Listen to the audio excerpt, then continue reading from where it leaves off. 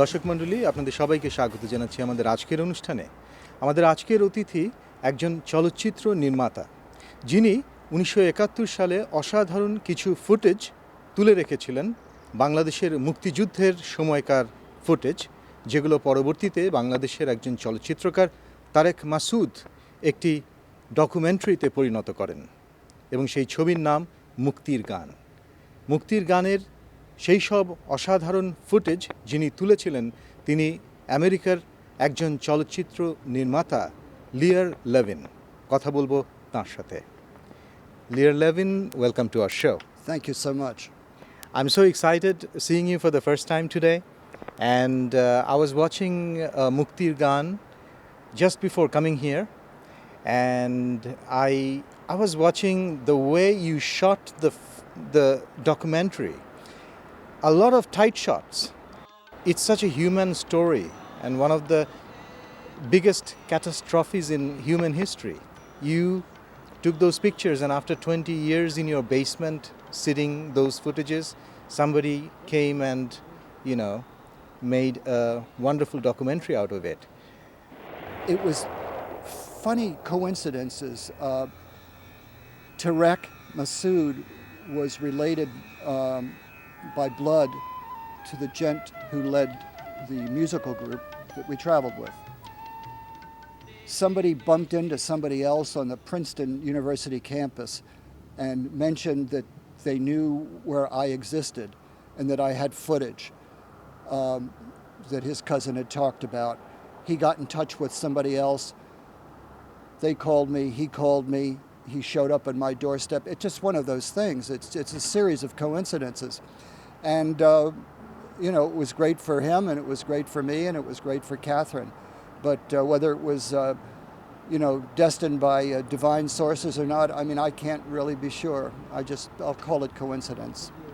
When I was watching the documentary, and it's a blessing that you love tight shots, because when the members of that cultural troupe, like Mahmoudur Rahman, Benu, and Lubna Mariam, and Tariq Ali, and the other people on the truck, on the back of the truck, Right. they were sitting there, and the camera was each one of their face, and Tariq Ali was describing what they were doing.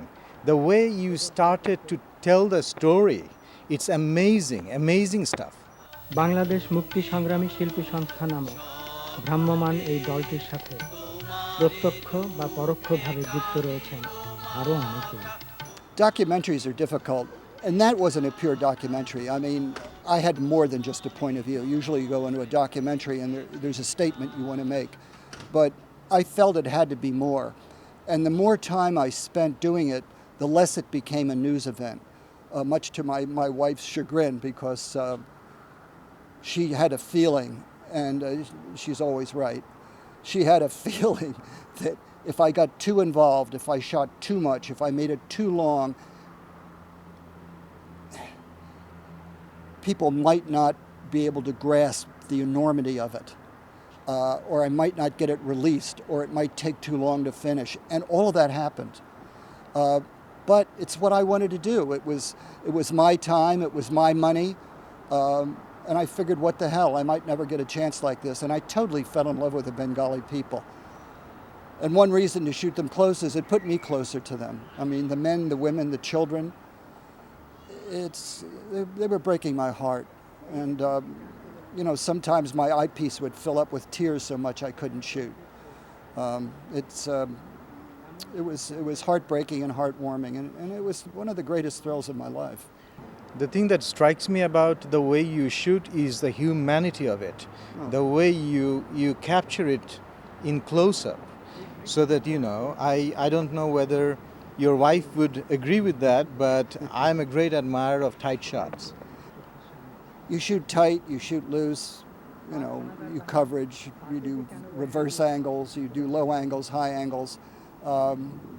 In the final analysis, with the editor, you make those choices. So you learn early on in filmmaking to do a lot of coverage. You can't always do that in news work because it just happens and then it's gone.